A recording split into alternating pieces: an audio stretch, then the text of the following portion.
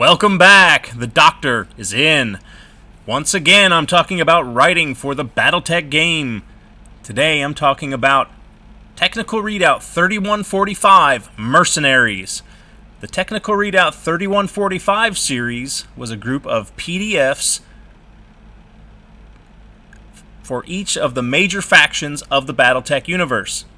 Mercenaries are generally considered a single faction in terms of source books, so there are field manual mercenaries and other specific mercenary products because they are independent of the major factions themselves, and even though they are many separate entities, they are considered as a whole a separate faction for product purposes. This, I believe, was the first of the 3145 series, and if you recall from one of my earlier videos, when I wrote Experimental Technical Readout Kurita, I noted that it was the last time that the author of the unit was allowed to design the unit. And I wanted to highlight, so I'm showing the credits page here. You see how there are unit stats and record sheets, and how there are separate from the writing credits. And while, if you look long enough, you'll recognize all of the names on here from other products. I just wanted to point out that in this case, the units were designed and statted, and I believe the record sheets were at least in progress before the writers were assigned which mechs or battle armor or whatever that they would be writing. So we didn't have any input on the game performance or appearance of the units that we would be writing. So the first thing that I was given, and I actually got the first unit in the book, is the Spectre Stealth Armor. This was a battlesuit built in the periphery. So if you've listened to my previous videos, you'll know that for at least several years, I was considered, or at least I was assigned to write a lot of the periphery sourcebook material. I wrote Field Report Periphery, Objectives Periphery. I wrote the periphery chapters in Jihad Final Reckoning and Field Manual 3085. I love the periphery because it's kind of the frontier, so you can get a lot of the Wild West sort of stories with science fiction blended in. And I especially like the Franc Reaches because it really was like the Wild West. The primary military unit is known as the Marshals, the Colonial Marshals. It's really a fantastic region for storytelling. It's my favorite place to write in. It's fantastic. So if you're a BattleTech fan and you don't like the periphery, maybe you just haven't read enough of it.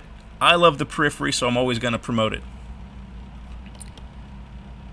And I also want to point out there was something of a philosophical change in writing the 3145 series from the previous, or at least the most recent, technical readouts. We were to focus less on talking about the weaponry and how far they could jump and how much armor they have. The capabilities section, in other words, was supposed to be as generalized as possible. You'll also note they got rid of the text block of manufacturers and all that on, at least for this particular page. The focus was to be on deployment, especially as regards to combat history, because that is really what puts the players into the universe. It tells them where these things were used, who used them, did they succeed or did they fail. And we also wanted to put notable units in there, and those were some of the primary driving factors for the writers to observe when they created the fictional background and everything for the units they were writing. I also wrote the Koshi standard. So the Koshi was known as the mistlinks in the clans. This was one of the original Omni-Mechs. When MechWarrior Dark Age came out in the early 2000s, they created a Koshi that was not an Omni-Mech. And so when Catalyst Game Labs advanced the BattleTech timeline up into the Dark Age era, I was given the assignment of writing the background of that particular unit, which is a standard non-Omni version of the original OmniMech. And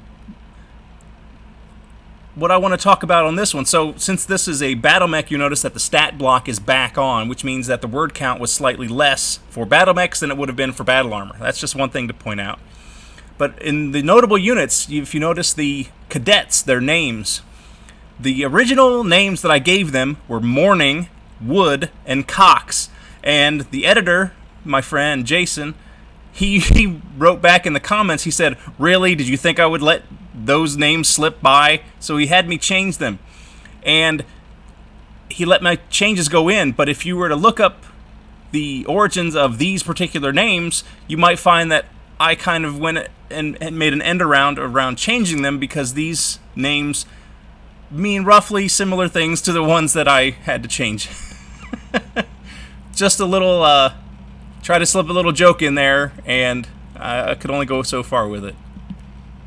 I also got to write the Hound. So this was a BattleMech built in the periphery, and this one was a little fun to write because it was something that no one had ever written before.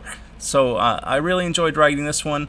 If you notice the name Angus McFarley, I'm a big fan of Chris Farley, so you'll see a lot of references to Farley in things I write.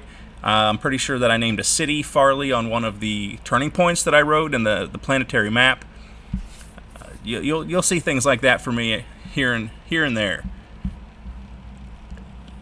And that's all I had to write for this particular product. So this was a PDF only release.